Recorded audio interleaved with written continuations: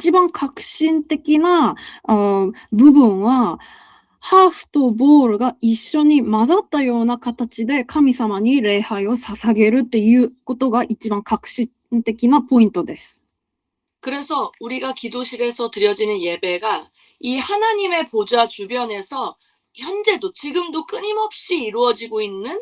그 예배를 이 땅에 현실적으로 반영해서 어떻게 하면 우리가 이것을 지속하여서 계속해서 즐겁게 할 수 있는가를 고민하면서 만든 형태가 지금의 이 예배의 형태입니다.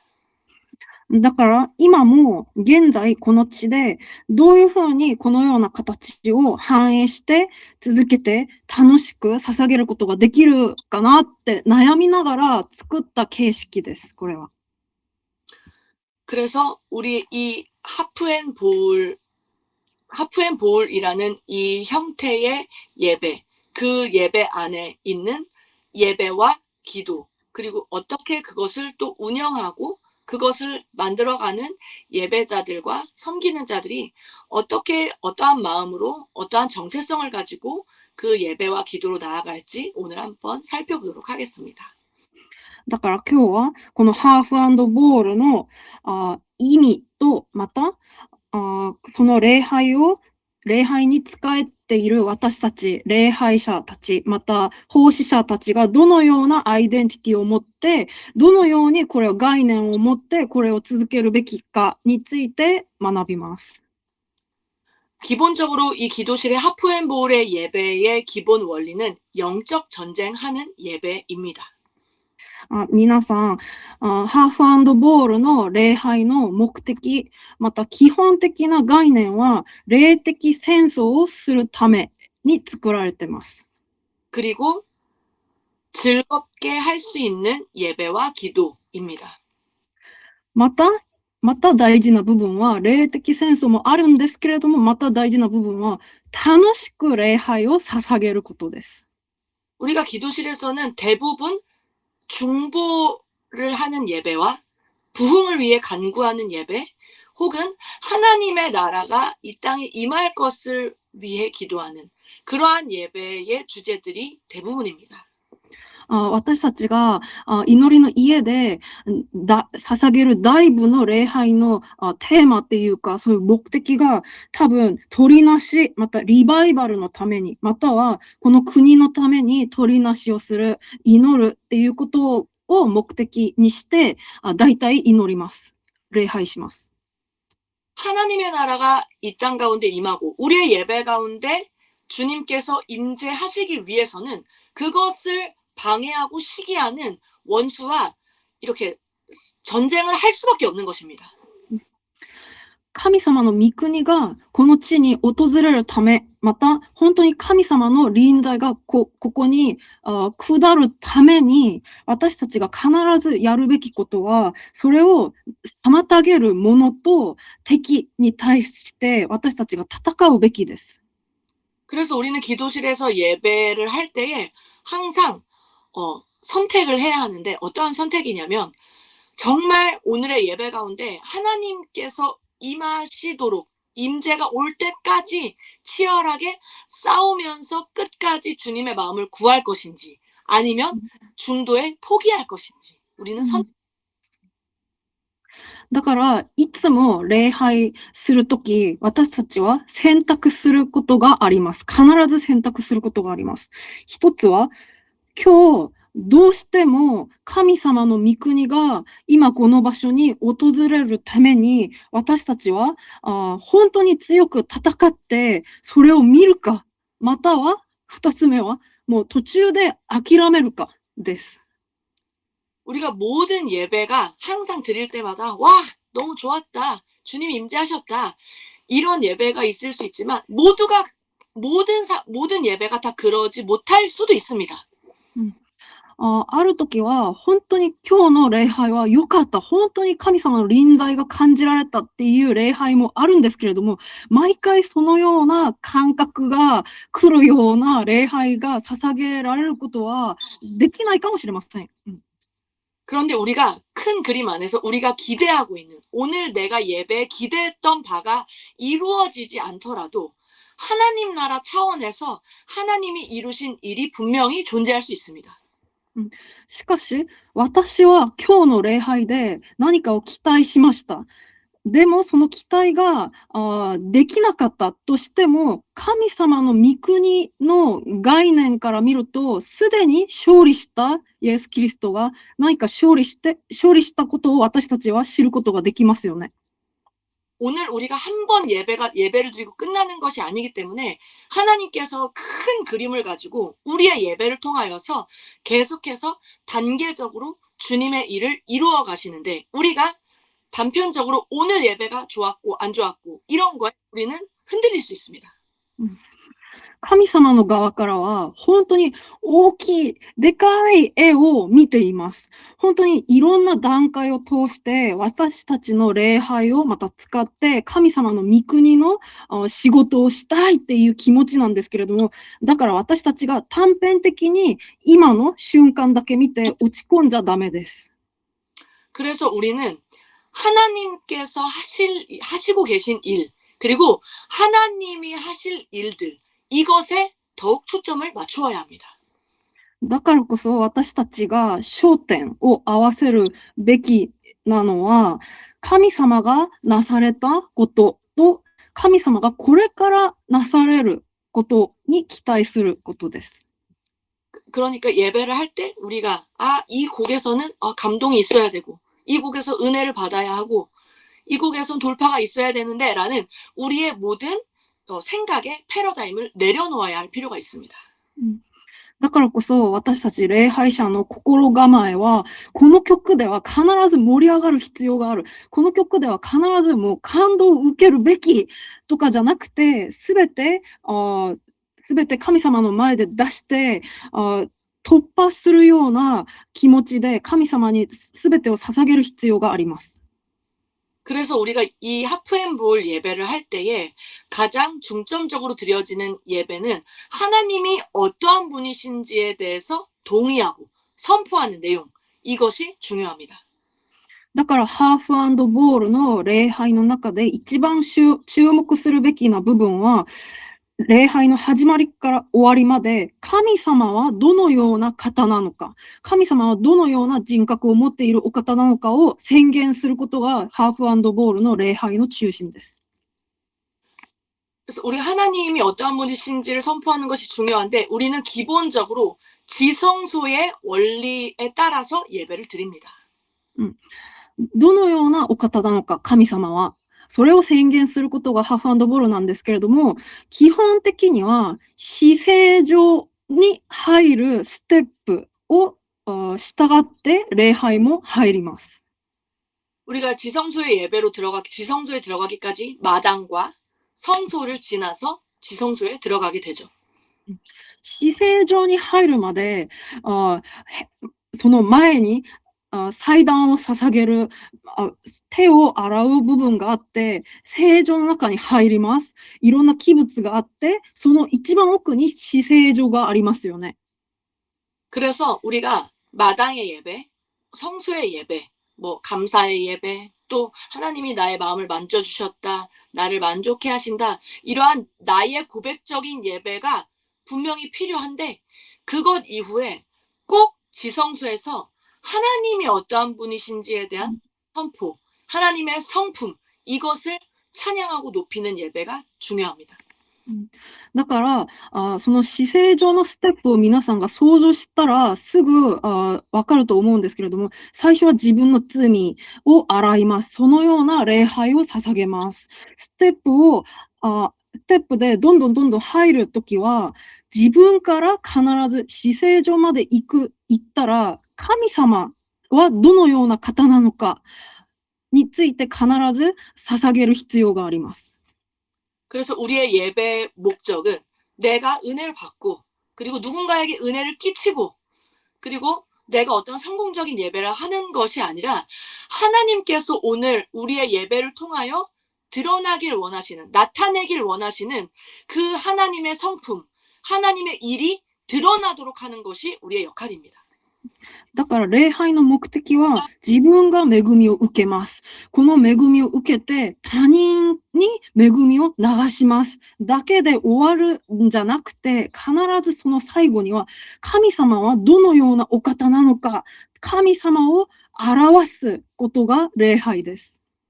그래서 이 하프앤볼의 예배에서는 이 하나님이 어떠한 분이신지에 대한 선포, 이것이 굉장히 중요하고, 중보, 그 반대로 중보, 보울의 역할로는 하나님께서 말씀에 기록해 놓으신, 하나님께서 이루시겠다고 약속한 일을 우리가 동의하고 선포하는 이러한 기도를 드리는 것이 중요합니다. だから、ハーフ&ボールの中で神様の人格、神様の皆を崇めることがあって、また他は取りなし、またボールの部分なんですけれども、自分の祈り課題を祈るとかじゃなくて、神様がすでに約束してくださったことをまた宣言することがボールの役割です。 그래서 그 하나님이 하신 약속은 기본적으로 성경 66권에 기록된 말씀, 그 말씀을 기반으로 하여서 기도하게 됩니다. 神様がすでに私たちに約束してくださった御言葉って何って聞いたら、それは基本的に聖書の66件の御言葉の御言葉です。 그래서 말씀에 기록된 이스라엘이 회복될 것에 대한 그러한 기록 말씀들, 혹은 하나님께서 악인들은 멸망시키시고 의인들은 세우신다, 그러한 약속들, 그러한 모든 종류의 약속이 성취될 것을 이 땅에서 간구하는 형태가 바로 하프앤볼의 기도입니다. だから聖書の中で出ているイスラエルの回復のために、また悪い方々、本当に、悪い方々は滅びる。でも義人たちは、いい人たちは勝利するっていうような約束を私たちが覚えて、それがこの地で本当になされるように取りなしをするのです。祈るんです。それがボールです。 그래서 우리는 사도적 기도라는 그러한 형태의 기도를 가지고 이제 예배를 드릴 때 그 안에는 그 성경 말씀이 기록되어 있고, 그 성경 말씀을 토대로 한 간구의 내용, 그러한 기도문을 선포하는 그러한 형태로 기도를 드리게 됩니다. だからただ私たちは祈りって言わないんですけれども、使徒的祈りっていう表現をしますね。その使徒的祈りっていうのは、御言葉の中で御言葉を基盤として私たちが祈るんです。さっきの説明のように。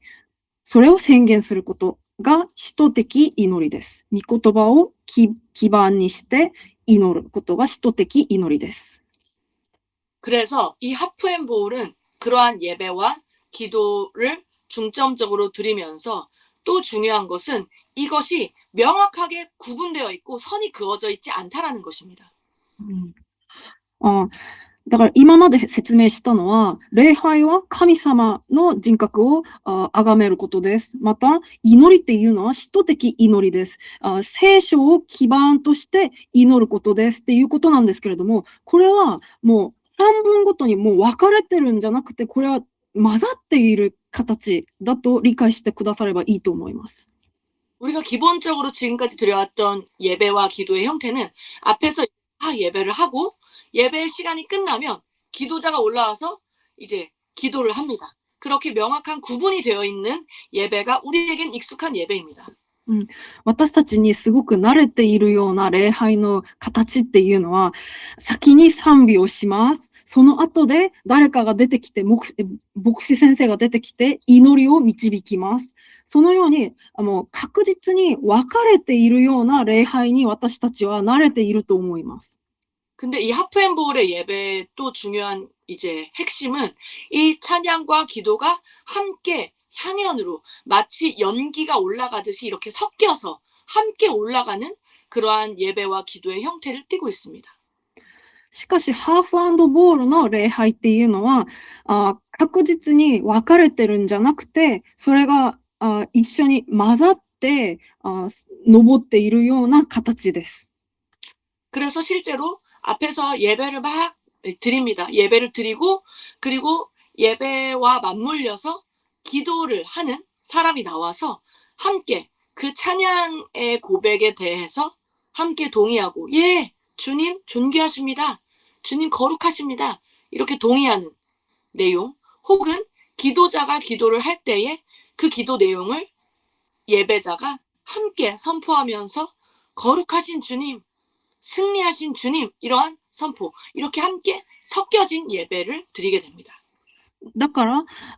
礼拝、賛美の内容を聞いた祈り手たちが出てきて、その賛美の内容と同じように同意します。もう同じです。っていうような宣言をしながら祈りに入ります。または、祈り手が出てきて何かについて祈ったら、その内容に、そうです。私もそう思います。そうですっていう心で礼拝を導くような、本当に混ざったような形で礼拝を捧げることがハーフ&ボールです。 그래서 이 하프앤볼 예배 안에서는 세 가지 핵심 키워드로 정리한다면 첫 번째는 지속 가능하게 끊임없이 드릴 수 있는 예배. 두 번째는 기쁨으로 즐겁게 드릴 수 있는 예배. 그리고 세 번째는 연합된 예배입니다. だからハーフ&ボールの革新的なポイント3つがあるんですけれども、1つ目は、ずっと続けられることができる形。また2つ目は、楽しく捧げることができる。また3番目は、一つになる。祈りと賛美が一つになる。またみんなが一つになる。連合することが一番革新的なポイントです。3つです。これが。 그래서 이 세 번째 그 연합된 예배의 형태를 위해서는 우리가 예배자와 기도자 또 뭐 음향으로 섬기든 모든 사람들이 함께 한 마음으로 서로를 이해하고 배려하고 존중하면서 연합하는 이러한 연합의 도전들이 필요합니다. 3つ目の革新的なポイントとして、一つになる、一致することを言ったんですけれども、だからこそ礼拝者たち、祈り手たち、また音響の人とか、本当にいろんな奉仕者たちがお互い理解して、尊重する、配慮して、一致の礼を一緒に持つことが一番大事です。 그래서 우리가 이 하프앤볼의 예배를 드리는 목적에 대해서 조금 더 구체적으로 살펴보겠습니다. じゃあ、これからはハーフ&ボールの目的、なぜこれを捧げるのか、目的について入ります。 첫 번째는 이 하프앤볼이 하나님께서 이사야서 56장 7절에 약속하신 그들을 기쁘게 하는 그리고 그들의 희생과 번제를 제단에서 받으시는 만민이 기도하는 집으로서의 역할을 우리가 하는 것이 목적입니다. なぜハーフ&ボールを捧げる必要があるのかについて、イザヤ書の56章の7節に出ています。イザヤ書の56章の7節です。そこを見ると、私の民を喜ばせるが出ていて、また彼らの伝承の捧げ物と生贄を私がもらうっていうことが出ています。だからこのようなことができるようなすべての人たちが祈ることができる祈りの家として存在するためにこのハーフ&ボールをします。 이 말씀을 근거로 하나님께서는 우리가 기쁘게 즐거움으로 하나님의 성전에서 끊임없이 올려지는 이 예배와 기도를 기쁨으로 할 수 있는 그 힘을 우리에게 부어주실 것이라는 것입니다. この御言葉を見ると、じゃあこれがわかりますね。じゃあ神様は自分の子たちのために、自分の民のために、民たちが、私たちが本当に喜びの中で礼拝をずっと捧げることができるような力を神様の側から注いでくださるんだってことをわかります。 우리가 집회같이 한 번 하고 끝나는 이러한 예배가 아니라 이 기도의 집의 예배, 이 하프앤볼의 예배는 계속해서 정말 저희 기도의 집에서는 주님 오실 때까지 예배한다. 그러니까 이제 종착지가 없습니다. 그러한 예배와 기도를 하려면 하나님이 주시는 기쁨과 그 예배 안에서의 감격과 즐거움이 너무나 중요한 핵심 요소라는 것입니다. うん。だから本当に大きな集会を開きます。だからこそ、この1回の集会のために全てを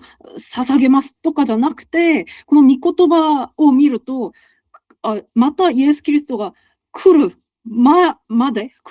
再臨するまでに私たちは神様の前でずっとあなたのために礼拝を捧げることが必要なんですけれども、そうするためには、ずっと礼拝を捧げるためには、本当に神様の側から注いでくださる力と喜びの恵みが必ず必要です。それを注目した方がいいと思います。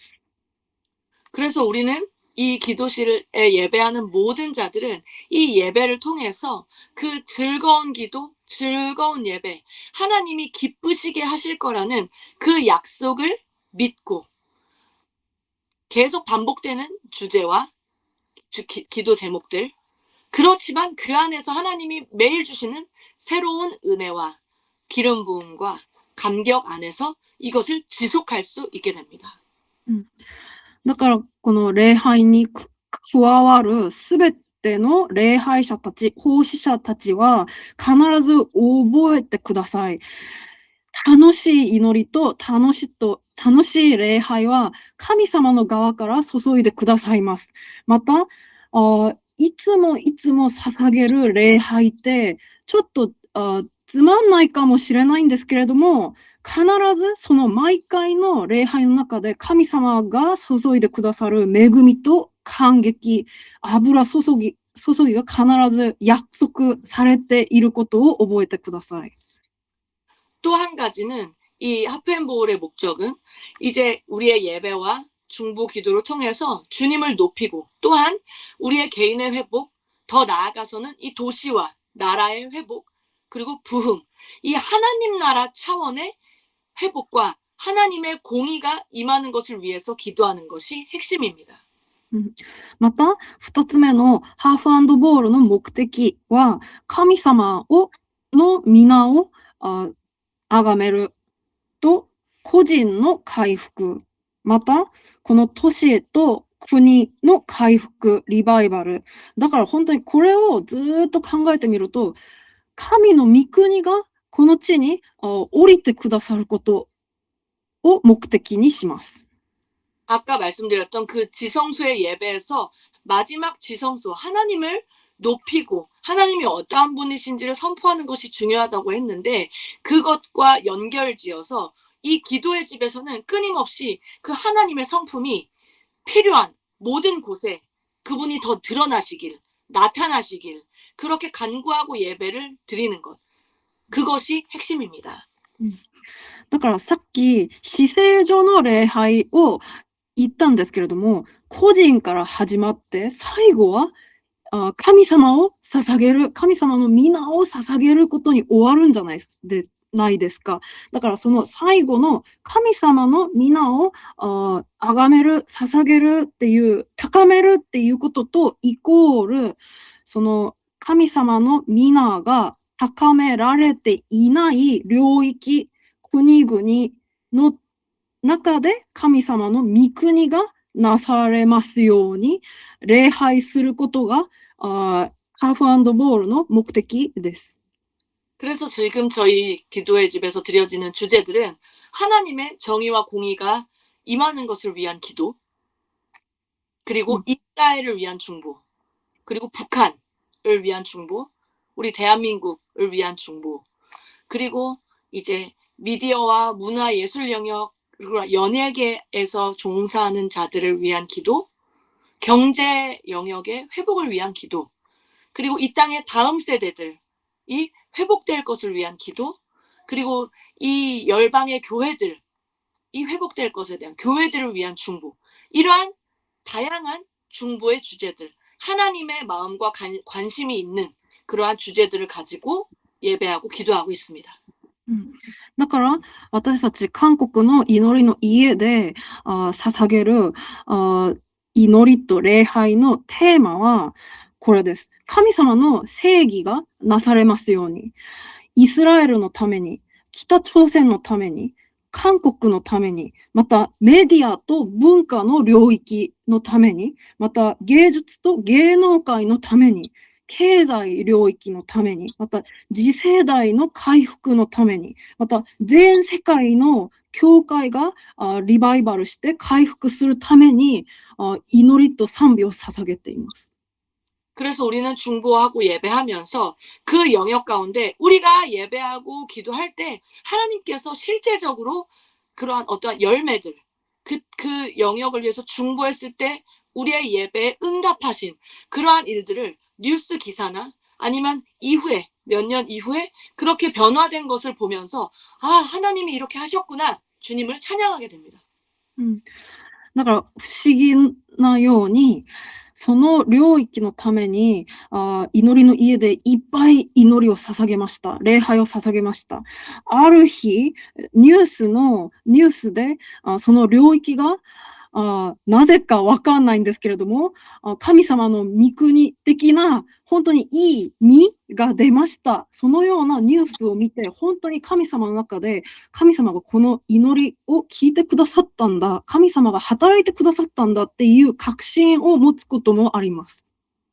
그래서 우리는 이 일을 위하여서 이 끊임없는 예배와 기도, 하나님이 이 모든 영역들 가운데 하나님의 뜻이 이루어지기를 간구하는 예배하는 자들, 기도하는 자들, 이 마지막 때에 그러한 선두주자들이 꼭 일어나야 되는 것이 너무나 필요한 것입니다. だからこのすべての領域で神様の心だけがなされますように、それを祈って礼拝する礼拝者たち、祈り手たち、奉仕者たちがいっぱい立つように私たちは願っています。 또한 이 하프앤볼의 목적 세 번째는 우리가 이 마지막 때,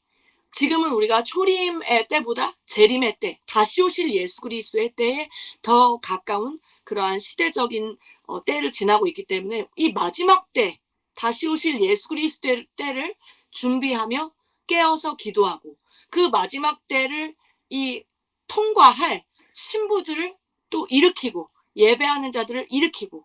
이러한 자들을 세우는 것이 또 하나의 목적입니다. また、このハーフ&ボールの目的の3つ目は、今の時代が終わりの時代に近いと思っているからです。本当にイエス・キリストの再臨に近い時期だと思いますので、私たちは起きてそれを準備するべきだし、またその終わりの時代を通過するために、うまく通過するために準備できている花嫁たちが必要であること、またはその終わりの時代を通過する礼拝者たちを立てるためにこのような礼拝をします。 저희 대한민국 같은 경우에는 이제 시대를 지나오면서 많은 이 마지막 때를 외치는 것에 대해서 교회들이 굉장히 예민하게, 왜냐하면 그러한 주님 다시 오실 것에 대해서 이야기한 이단들이 굉장히 많이 있었어요. 私たちの韓国の場合は、終わりの時代っていうテーマで、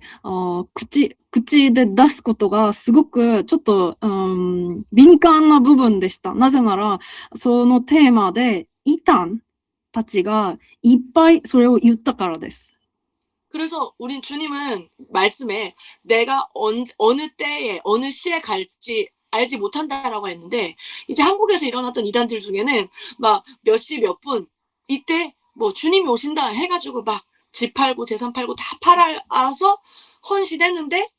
땡 하고 그 시간이 됐는데 주님이 안 왔어요. 그래가지고 막 뿔뿔이 흩어지고 막 가정이 무너지고 그러면서 대한민국 교회 안에 와, 저 이단을 봐라. 마지막 때를 외치는 것은 어리석은 일이다. 그러면서 마지막 때에 대해서 이야기하는 것을 굉장히 두려워하게 되고 꺼려졌던 그러한 이제 대한민국 교회에 그러한 시대적인 상황들이 있었습니다. 韓国の代表的なイタンの教会があったんですけれども、何日、何年何日、何時にイエス・キリストがまた再臨しますっていうことを言って、その時期が来たんですけれども、全然イエス様は来てなくて、それを信じたその教会、イタンの教会のみんながもう散ら去ったんですよ。もう教会通わないみたいになって、だから、その出来事を見た韓国の大体の教会が、終わりの時代について信じることは愚かなことだ、または怖いこと、または本当に避けるべきことっていうような概念がちょっとありました。그러면서 그 사건 이후에 이제 한국의, 대한민국의 교회들은 은혜 위주의, 내가 회복이 되고 내가 주님을 믿으면 복을 받고 이러한 개념, 복의 개념, 은혜의 개념으로서 교회가 성장을 하게 되었고, 마지막 때에 대해서 외치는 것을 지향하고, 요한계시록이라는 책은 그거는 읽어보면 안 된다. 그거 읽으면은 이단된다. 그거 읽었던 사람들은 다 이단된다. 이런 식으로 하면서 마지막 때 다시 오실 예수 그리스도의 길을 준비하고 예비하는 것을 원수가 굉장히 방해하고 장애물을 많이 쳐놨습니다.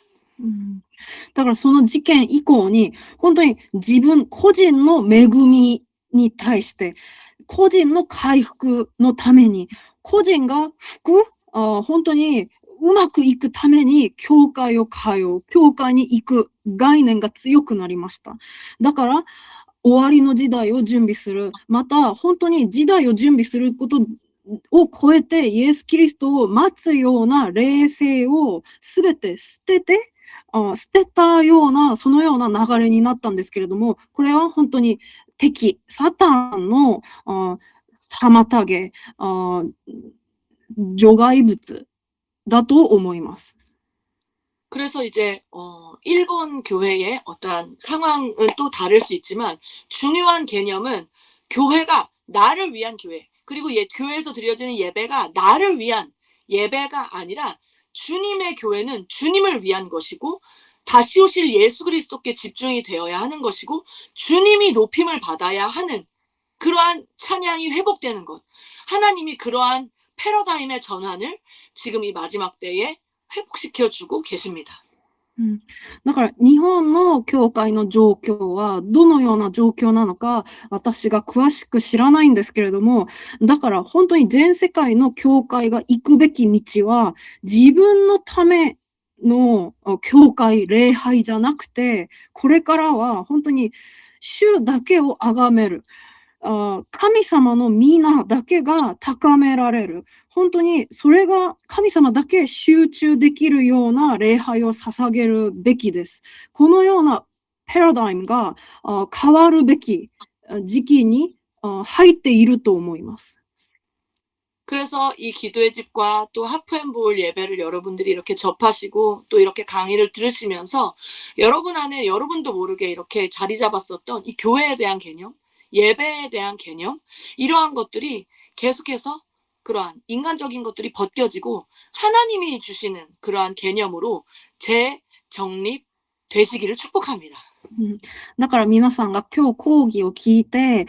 祈りの家は何なのか、またハーフ&ボールは何なのかを聞きながら、皆さんの中であった教会と礼拝についての概念が神様の側の概念に変わることを祝福します。 그리고 또 한 가지의 목적은 이 마지막 때 다시 오실 예수 그리스도를 위한 그 하나님의 뜻에 동의하는 이 예배와 기도를 드릴 이 일에 헌신할 풀타임으로 이렇게 전념할 그러한 안나와 같은 사람들을 주님께서 일으키는 것이 또 한 가지의 하프앤볼의 목적입니다. また一つ目のハーフ&ボールの目的は、この終わりの時代、再び来るイエス・キリストの道を準備する聖書に出ているアンナのような女預言者だったんですけれども、アンナのようにフルタイムで本当に自分の全人生を尽くしてイエス・キリストの道を準備するような献身者たち、礼拝者たちを立てるためです。그래서 이러한 자들, 은사와 부르심을 가진 자들, 내가 노래와 또 공교한 음악 혹은 어떠한 나의 어떠한 재능들, 미디어, 많은 그러한 것을 가지고 각 영역에서 내가 최고의 자리에 오르겠어. 이것이 그들의 목적이 아니라 이 나의 가장 뛰어난 은사와 하나님이 주신 재능을 가지고 이것을 다시 오실 예수 그리스도를 위한 그러한 삶으로, 그리고 다시 오실 예수 그리스도를 위해서 준비될 많은 신부들을 깨우는 소리들로, 거룩한 소리들로 내 삶을 드려야겠다. 이것이 그 어떠한 것보다 가치 있는 일이다라고 헌신할 그러한 자들을 일으키길 원하십니다. 神様は本当に自分が持っている、御霊、自分が持っているギフトを尽くして、才能を尽くして、各領域に入って、皆さんが再び来るイエス・キリストのための人生を生きて、準備して、再び来てくださるイエス・キリストを宣言する声として、皆さんが立ってほしいし、そこに全ての人生を尽くす献身者たちを待っています。 그리고 또 한 가지, 이 하프앤볼의 목적은 이 기도의 집에서 드려진, 성전에서 드려지는 이 예배와 그 가운데 계신 그 하나님, 그 주님의 아름다움을 발견하고 주님과의 친밀한 관계, 사랑의 관계를 회복하는 것. 그 사랑의 관계를 회복한 신부들이 모이는 곳. 그러한 곳으로서의 존재하기 위하여서 이 하프앤볼이 중요합니다. また、ハーフ&ボールの目的は、神様の美しさを見た花嫁たち。だから、神様の美しさを見たことっていうのは、神様と本当に親密な関係でありますよね。親密さを持っている花嫁たちが、集まる場所として存在するべきだから、ハーフ&ボールが必要です。시편 27편 4절에 다윗이 고백한 이 내 평생에 주님의 집에 살면서 주님의 아름다움을 앙망하며 사모한다라는 이 구절이 중요한 것은 마지막 때에 정말 강력한 어둠들, 이 교회를 회파하고 그리스도인들을 핍박하는 이 핍박을 견뎌내고 이겨내고 끝끝내 주님을 예배할 수 있는 자들은 어떠한 자들인가 할 때 주님을 사랑하는 자, 주님의 사랑을 받는 자, 주님과의 친밀한 관계가 회복된 자, 그 사랑을 소유한 자가 결국 끝까지 승리할 수 있는 자가 되는 것입니다. 例えば、詩編の24章の4節を見ても、このような内容が出ていますけれども、主の家に住むことを願います。主の麗しさを見たいです。その宮で私は主の麗しさを見て住みたいですというような告白が出ているんじゃないですか。これを見ると、本当にこの終わりの時代、本当に強い暗闇が訪れるとき、その恐ろしさとかいろんな暗闇を通過することができるような人たちはどのような人たちかなって思ってみると、ダビデの告白のようにイエス・キリストに本当に狂った人たち。だから、愛に満ちた人たち、親密さを本当に持っている人たちが、このような時代を勝利することができます。できます。 그래서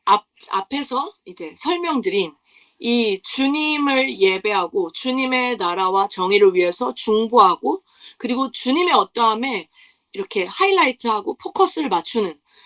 이것으로 인하여서 내가 하나님을 사랑하고 하나님과의 첫 계명이 회복되고 이것을 버려두라는, 그러니까 이것이 구분되고 분리된 것이 아니라 결국에는 하나님의 정의와 공의를 위해서 끝까지 기도할 수 있는 자는 사랑하는 자가, 그것이 회복된 자가 그 일을 할 수 있다라는 것입니다. うん。だから本当に終わるまでに、終わりの時まで、最後まで神様の正義と神様の御国、神様がどのような方なのかを礼拝して宣言して祈ることができるような人たちは、その愛を知っている方々が最後までそれができます。 그래서 나를 위한 예배, 나를 위한 교회, 나에게 집중된 이러한 예배가 아닌 주님을 위한 교회, 주님을 위한 찬양이라고 해서 내 마음은 내버려두고, 내가 하나님과의 관계는 뒤로 밀어두고, 내가 하나님과의 친밀함, 이것보다 중보가 더 중요해, 이렇게 하라는 것이 아닙니다. だから、私のために祈ることはもう全然もうダメですとかではありません。神様の御国だけ宣言して、神様の御国的な概念で礼拝を捧げて取りなしをしますっていうことではありません。 그래서 우리의 기본적인 이 예배와 기도를 섬기는 우리의 기본적인 자세는, 가장 중요한 이 베이직은 정말 내가 주님의 사랑을 받는 자로, 그리고 내가 주님을 사랑하는 자로 존재하는 그 첫 계명, 마음과 뜻과 목숨과 힘을 다해서 사랑하는 그 자가 되는 것이 가장 우선순위이며, 그렇게 된 자들이 드리는 공의를 위한 중보, 정의를 위한 중보, 부흥을 위한 중보, 이러한 흐름이 중요하다라는 것입니다. だから、大事な姿勢は、私たちの大事な姿勢は、一つ目は、神様の愛が欲しいです。神様の愛を味わいます。だからこそ、この愛を私は賛美します。この愛を宣言します。神様は大好きです。本当に愛します。この方だけの皆を高めたいです。崇めたいですっていう姿勢が一つ目で、だからこそ二つ目ができるんですけれども、だからこそ、このすべての領域に神様の正義、神様の御心がなされますように、神様の御国が訪れて、神様だけが治めてくださいますように、復興のため、リバイバルのために、回復のために祈ることができます。このような流れ、姿勢の流れを覚えて礼拝する必要があります。 그래서 이곳에 계신 이제 많은 어떠한 종류로든 이제 예배하고 기도하고 또 이렇게 나오실 모든 분들의 마음 안에 가장 중요한 것은 내가 정말 주님의 사랑을 받는 자라는 것과 내가 주님을 사랑하는 자로 먼저 서는 것, 그 정체성 안에 우리가 서는 것이 너무나 중요합니다. だからここに参加してくださってるいろんな礼拝者たち、皆さんが心の中で一番覚えてほしい部分は、私は本当に神様から愛をいっぱいもらっている、愛される神の子であることをアイデンティティとして必ず覚えてください。 네, 그래서 지금까지는 이 하프앤볼의 목적에 대해서 살펴봤고, 실제로 오늘 그 하프앤볼 안에 있는 예언적 경배라는 것을 조금 더 실제적으로 나누어 보도록 하겠습니다. じゃあ、今まではハーフ&ボールの目的について話しました。これからはハーフ&ボールの中でもっと繊細に入って予言的取りなし礼拝について、形式についてもうちょっと詳しく話したいです。 그래서 이 예언적 경배라는 것은 아까 처음에 이야기했던 하프와 볼이 결합된, 실제적으로 이렇게 결합해서 예배하고 기도하는 형태입니다. さっき言ったように、ハーフ&ボール、予言的取りなし礼拝っていうのは、ハーフとボールが混ざったような形として礼拝を捧げることです。 그리고 특별히 이 기도의 영역 안에서 사도적 기도라고 하여서 신약 성경에 나오는 사도들이 했었던 기도들, 사도 바울을 비롯한 많은 사도들이 했었던 실제 기도의 구절을 가지고 붙들고 중보하는 그러한 형태를 띈 것이 바로 이 예언적 경배입니다. 予言的取りなし礼拝、ハーフ&ボールの中での祈りの部分なんですけれども、この祈りの部分を私たちは予言的、使徒的祈りって言います。使徒的祈りっていうのは、ただ何かもうだらだら、ずっと何か言う告白することじゃなくて、新約聖書に出ている使徒たち、例えばパウロのような使徒たちが実際捧げた、御言葉、実際捧げた祈り、記録として、実際に新約聖書に出ている御言葉を基盤としてそれを言ってから、祈りを捧げることが、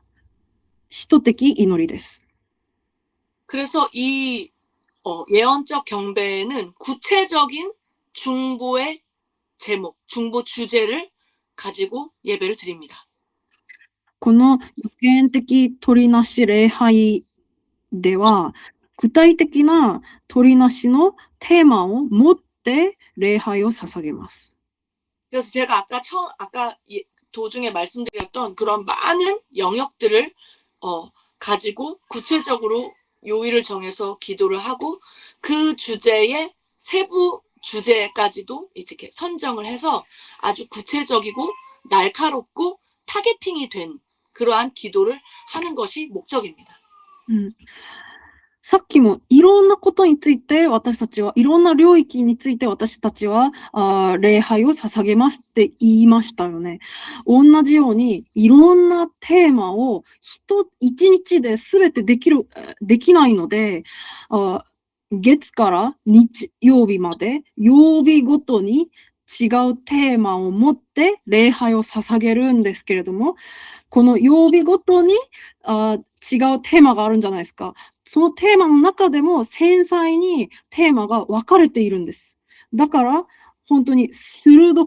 もっともっと繊細に鋭くターゲッティングをして礼拝を捧げることができます。 그래서 저희 2시간 기본적으로 예배하는 것 안에 이제 예언적 경배에는 4가지의 이제 요소가 들어가게 되는데, 첫 번째는 이렇게 회중 찬양이라고 해서 우리가 일반적으로 부르는 노래들, 그것이 들어가고, 두 번째는 즉흥적인 이제 찬양이라고 해서 새 노래라고도 하는 그러한 싱어들의 예언적인 찬양이 들어갑니다. 그리고 또 한 가지는 실제 중보 기도를 인도하는 코디와 기도 선포자가 연합하여서 중보 기도를 하는 것이 기도가 들어가고, 또 마지막으로 4번째는 이 예배와 기도를 통해서 이제 종합하여서 이렇게 하나님께서 일하시는 것을 역동적으로 담아내는 예언적인 행동을 하는 것. 요 4가지 요소가 이 예언적 경배에는 들어가게 됩니다. 予言的取りなし礼拝の中で、礼拝は2時間、普通2時間続くんですけれども、2時間かかるんですけれども、その2時間の中で4つの要素が入ります。必ず入ります。1つ目が回収賛美、回収礼拝で理解してくださればいいです。回収と一緒に礼拝を捧げます。賛美を捧げます。また2つ目は即興的礼拝、即興的賛美で理解してくださればいいと思います。これはニューソングって言いますけれども、これは御言葉にも出ています。新しい賛美で神様を捧げる、賛美を捧げますっていうことで、即興的賛美で、3番目は取りなしの祈りがあるんですけれども、そこには祈りのリーダーがあって、取りなし手たちがその下にまたつきます。また4番目は、この3つを全部合わせて神様の見業を期待しながらする予言的アクションっていう部分があります。感動で何かをアクション、行動する部分もあります。このように4つがあります。 여기에서 조금 더 이렇게 특이한 점은 무엇이냐면 이 세 번째 기도를 하는 그 시간 안에 기도가 선포될 때에 예배팀들이 이제 하프들이 이렇게 그 기도를 듣고 이렇게 번갈아서 서로 번갈아서 부르는 새 노래를 부르는 요러한 모먼트가 있는데 이것이 실제로 기도와 예배가 결합된 그러한 모먼트가 바로 세 번째 그 중보 기도의 시간 안에 있습니다. この4つの要素の中で、私は3番目の祈りについて話したいんです。この祈りは、さっきもずっと話したように、祈りだけします。じゃありません。この祈りの中では、必ず賛美も一緒に行くんですけれども、その賛美はその祈りの内容を聞いて、信者たちが交互、行ったり来ったりしながら、即興的にその祈りの内容と同じように、即興的に歌詞を作って、祈る気持ちで賛美を捧げます。これが祈りのタイムです。 그리고 또 한 가지 중요한 타임이 이제 두 번째에 새 노래를 부르는 즉흥적인 노래를 부르는 이 타임인데 이 타임은 우리가 일반적으로 부르는 노래가 아니라 그 예배를 부르던 그 시간 안에서 성령님께서 주신 마음들 또 홀 안에 운행하시는 주님이 어떻게 지금 운행하고 계신지를 예언적으로 선포하는 그러한 새 노래의 시간이 있는데 그때에 또 이제 기도를 인도하는 기도 코디가 나와서 함께 화답하면서 그 시간 또한 예배와 기도가 결합된 시간으로서 사용되고 있습니다. また、4つの要素の中で2つ目を話したいんですけれども、ニューソング、だから即興の賛美の部分なんですけれども、これって今、取りなしの部分、祈りの部分で即興の賛美したじゃん、じゃなくて、この2番目の即興の賛美っていうのは、もう最初、回収賛美をします。その後で一緒に賛美を捧げる中で、信者たちがもらった感動、予言的な感動があったら、即興の賛美の時間を回収と一緒に持っていきますっていう概念です。これも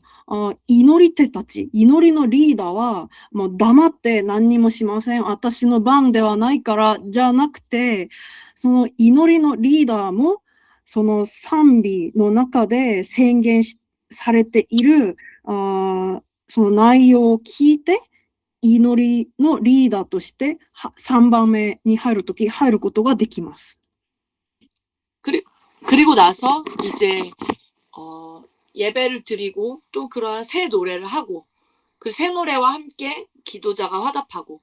또 세 번째 중보 기도를 하면서 싱어들이 함께 노래를 부르고 그리고 마지막으로 이제 예언적인 행동 그 모든 시간 안에서 주님께서 주셨던 마음들을 때로는 같이 소그룹으로 두세 사람이 모여서 소그룹으로 기도할 때가 있고 때로는 그 홀 안에 운행하신 주님이 굉장히 회복과 치유의 기름을 부으셨다라면 치유 기도를 할 수도 있습니다. 또 무언가 하나님이 강력한 선포를 원하실 때에는 그 회중에 있는 사람들을 콜링하여서 그 회중에 있는 사람들도 함께 선포할 수 있는 속사포 기도의 시간 이러한 다양한 이제 우리가 기존에 알고 있는 예배의 시간이 아니라 그렇게 다이나믹하게 성령님께서 어떠한 통로를 통해서든 말씀하시고 운행하실 수 있도록 열어드리는 것이 바로 이 예언적 행동의 시간입니다. だから今、流れとしてバーって言ってみますね。最初、回収と一緒に礼拝を捧げます。その次、回収の中で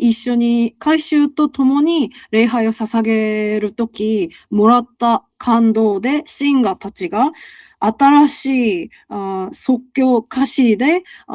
賛美を捧げます。そこで、祈りのリーダーが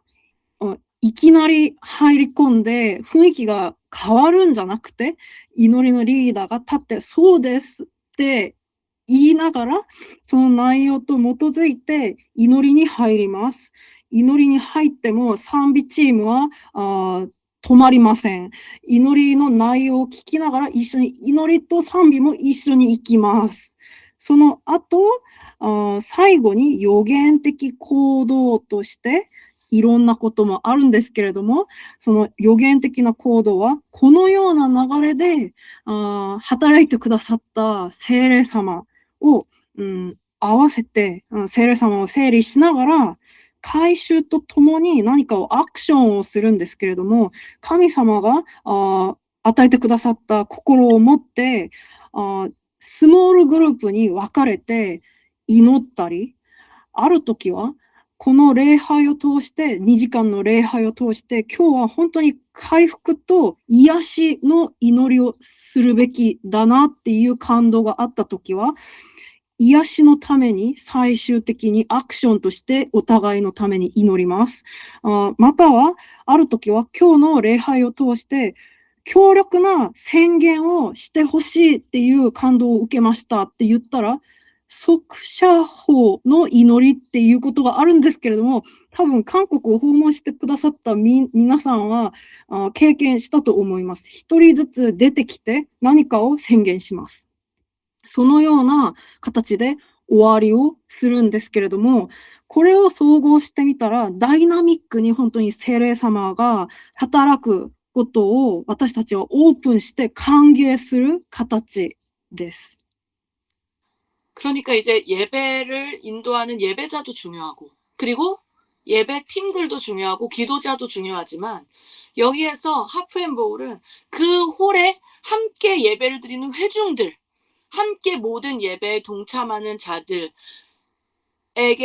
주님이 말씀하시는, 그러한 성령님께 말씀하시는 그러한 음성들 또한 중요하다라고 여기면서 그 모든 하나님이 말씀하실 통로를 열어두고 그것들을 함께 버무려서 향연으로 올려드리는 것이 이제 중요한 핵심 중에 하나입니다. だからこのような礼拝をするためには、もう本当に礼拝のリーダーって大変じゃないですか？または、シンガーたち大変じゃないですか？即興の賛美をするから。または、本当に鳥なしの祈り手たちは大変じゃないですか？違います。改宗は何の役割はありませんとかではありません。すべての人たちが聖霊様の動き、働きに目を開けて、心を開けて、集中して、一緒に一つの心を持って、聖霊様に集中して、聖霊様がやりたいことを一緒にやることが大事です。 그래서 이 하프앤볼 예배에서 이 예배를 끌고 가는 리더는 예배 인도자입니다. また大事な部分は、一緒に聖霊様の感動を聞くべきなんですけれども、実際的にこの礼拝のサインとかリーダーは礼拝のリーダーです。 근데 이 예배 인도자는 본인이 생각하고 계획한 대로 2시간을 끌고 가는 게 중요한 것이 아니라 이 예배 인도자는 그 예배에 함께하는 팀원들, 건반을 치고 드럼을 치고 악기를 연주하는 사람들과 또 노래하는 사람들, 또 기도를 선포하는 코디들, 그리고 인도자들, 기도 인도자들, 이 모든 사람들에게 말씀하고 계시는 그 성령님의 음성을 세밀하게 분별하여서 그들을 통해서 성령님이 일하실 수 있도록 열어드리고 그것을 조율하는 그러한 마치 이러한 어떠한 그러한 지휘자와 같은 역할을 하는 것이 바로 예배 인도자의 역할입니다. じゃあ礼拝のリーダーは何に注目するべきかって言いますと、自分の考えや計画通りにこの2時間をうまくやるのではありません。全然そうではなくて、シンガーたち、また祈り手たち、またいろんな改宗の人たちの中で働いてくださる聖霊様に注目するべきだし、神様が本当にいっぱい働くことができますように、それを聞いて、それに従う役割が礼拝のリーダーです。 우리가 예배를 계속 드리다 보면 어느 때는 정말 주님께서 어떠한 싱어가 막 선포하고 예언하고 이렇게 노래하는 것에 주님이 막 기름 부으실 때가 있어요. 그러면은 그 싱어가 막 이렇게 예언하고 선포할 수 있도록 예배 인도자가 그 시간을 열어줘야 합니다. 例えば、礼拝リーダーがあります。また、シンガーがあります。あるシンガーが、今日は本当に油注ぎがあって、臨在に満ちて、予言的賛美、即興賛美をうまく宣言してやっています。その時は、礼拝リーダーは、そのシンガーがうまく立つように、道を開いてくださる必要があります。 그것을 이제 싱어들이 막 이렇게 예언을 선포하고 새 노래를 부르는 것을 오라클이라고 합니다. そのようにシンガーたちが予言的宣言をしたり、即興的歌詞で賛美を捧げる、バーって捧げるってことを予言的オラクルっていうような表現で言います。 그리고 때로는 어떨 때는 이렇게 밴드들,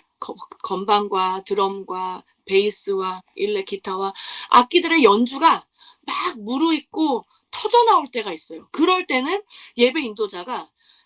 이렇게 노래와 어떠한 선포로 그 시간들을 채워야 한다라는 강박 없이 그냥 악기들의 연주만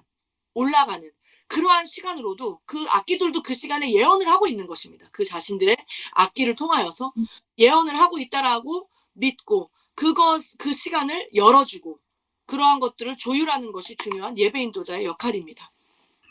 またある時は楽器演奏者たちの中で誰かがすごく感動を受けて、本当にうまく演奏する時があります。その時は礼拝リーダーはそれをうまく気づいて、その楽器演奏者も楽器なんですけれども、予言的賛美を捧げるんだっていうふうに思って、それを信じて、その楽器だけで賛美を捧げることができますように、道を開く必要があります。そのような役割が礼拝リーダーです。 그래서 이 악기들이 막 예언적으로 연주하고 그렇게 막 연주 중심의 예배가 막 올라가는 그 시간을 셀라라는 시간으로 가지고 있습니다. だからこのように楽器だけで礼拝を捧げる、楽器だけで予言的賛美を捧げる時間を私たちはセラって言います。 그래서 이 예언적 경배에 포함되는 많은 그러한 요소들을 볼 때에 가장 중요한 점 중에 하나는 성령님께서 일하시는 것, 성령님께서 말씀하시는 것에 하이라이트하는 것, 이것이 중요한 개념입니다. だから今のすべての予言的取りなし礼拝に一番大事な部分は、聖霊様が何をおっしゃっているのかに注目することです。 그래서 이름도 우리가 예언적 경배라고 이렇게 타이틀을 붙인 것도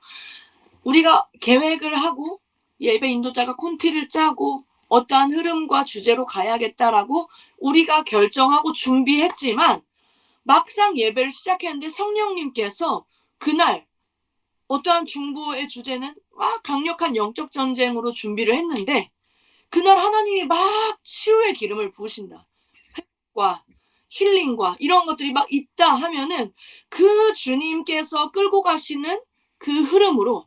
이제 언제든지 갈 수 있는 인도자가 준비된 예배가 아니라 예언적으로 성령님께서 끌고 가시는 것을 언제든지 우리가 함께 갈 수 있는 모델이다라고 하여서 예언적인 경배의 예배다라고 우리가 표현을 합니다. だから私たちの計画、私たちの準備した流れはこのような流れだったのに、例えば私は霊的戦争をみんなと一緒に計画しました。しかし礼拝を始めたら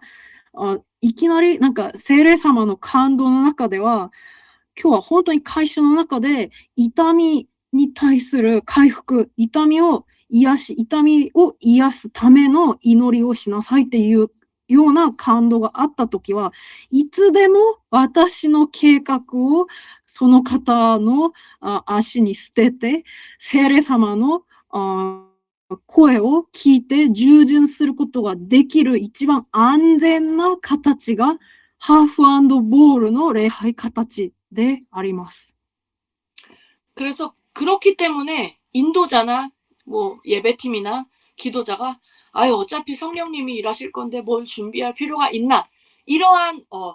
루즈함을 가지라는 것이 아닙니다. 우리가 준비는 다 하고 기도하고 성령님께서 일하실 것들을 우리가 기도하면서 준비하지만 막상 현장에서 우리가 준비한 것이 성취되지 않았다고 해서 우리가 그 주님의 일하심을 방해하는 그러한 자로 서서는 안 된다라는 것입니다. だから、じゃあ、もう私たちは何にも準備しなくていいじゃん。だって私が準備しても、入ってみたら、聖霊様が違うこと言ったらそこに合わせるべきじゃん。じゃあ私たちの側では何も準備する必要はありませんっていう説明ではありません。私たちが用意する分量、私たちが準備する領域は必ず準備します。うまく用意するべきです。しかし、それを自分の計画通りに聖霊様がやってくださらない時すら、聖霊様に合わせる準備ができてるのかっていう覚悟を持つべきなんです。 그래서 우리는 이 예언적 경배를 드리기 위해서는 성령님께서 언제 어떻게 끌어가실지 모르기 때문에 우리 모두는 공교하고 우리의 어떠한 실력적으로 공교한 그러한 예배자, 연주자들이 되어야 합니다. 그래야 내가 준비된 악보가 없어도 그리고 하나님께서 어떠한 곡으로 어떠한 흐름으로 인도하시든 우리가 언제든지 성령님의 그러한 흐름을 맞춰가기 위해서는 우리가 공교하고 전문적으로 갈고 닦아서 준비된 예배자들이 될 필요가 있다라는 것입니다. だから本当にこのような予言的取りなし礼拝をするためには、聖霊様がどのような形で私たちを導くか知らないので、だからこそ私たちは本当に知恵ある、本当に専門的で準備するべきです。だから本当に私たちは準備するべきだし、専門的に用意するべきだし、そのような礼拝者たち、知恵で満ちている祈り手たちになるべきなのです。だから私たちは専門的にスキルを持って、知恵を持って準備する必要があるのです。聖霊様がどの道に導くかわからないので。 그래서 우리는 이 예언적 경배를 위해서 그리고 우리가 기도실에서 드려지는 모든 예배와 기도가 어떠한 이 땅에 이제 그러한 잘 이렇게 흥행하는 음악 그리고 그런 뮤지션들 그러한 자들보다도 더 뛰어난 자로서 가장 위대하시고 가장 아름다우신 주님께 가장 최고의 예배와 찬양을 드린다라는 그러한 자부심과 정체성을 가질 필요 그리고 그것을 위해서 준비된 자가 되어야 할 필요가 있다라는 것입니다. だからこの世の中に溢れている人気あるミュージシャンとか人気ある音楽よりも偉大なる神様のために一番最高のものを捧げるために私たちは準備するべきだし、一番偉大なるその方に一番最高な礼拝と祈りを捧げるものとして自信持ってもいいです。 또한 우리가 이제 이 예언적 경배 안에서 중요한 요소인 그런 연합된 예배를 드리기 위해서는 우리 안에 예배팀뿐만 아니라 이 예언적 경배하는 예배하는 자들도 있고 기도하는 자들도 있고 뒤에서 음악을 만들어가는 이제 음향 또 미디어를 영상을 잡는 카메라를 잡는 사람 많은 자들이 있는데 우리 안에 끊임없는 연합을 위한 도전, 서로가 하나 되는 것을 위한 도전, 그리고 그것이 어떻게 될 수 있느냐? 지속적인 우리 안에서의 그러한 말씀을 함께 연구하고 말씀을 함께 묵상하고 그렇게 말씀 안에서 연합하는 그러한 훈련이 또한 필요합니다. また、一番最初に私が言ったと思うんですけれども、一つになることが大事ですって最初に言いましたよね。このような礼拝の形も一つになるような形がいっぱい出てきます。また、この礼拝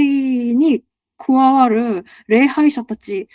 また祈り手たち以外も音響の人たち、メディア奉仕者とか、映像、カメラをいじってる奉仕者たち、いろんな人たちが奉仕をしてくださるんですけれども、みんなが一つになるためには、続けてお互いに一緒に聖書を黙想をして分かち合うような必要があります。 그래서 이제 이 예언적 경배의 그런 많은 내용들이 이제 드린 강의 안에 있습니다. このようにいろんなこれ以外もいろんな内容が皆さんにPDF のファイルの이제 자세한 내용들과 말씀을 그 강의안을 통해서 살펴보시면 되고 제가 여러분들에게 나누어 드리는 강의는 이렇게 마무리하고 질문을 받도록 하겠습니다. また詳しい内容はその PDF ファイルを皆さんよく読んでみてください。私が準備した部分はここまでです。これからは皆さん今まで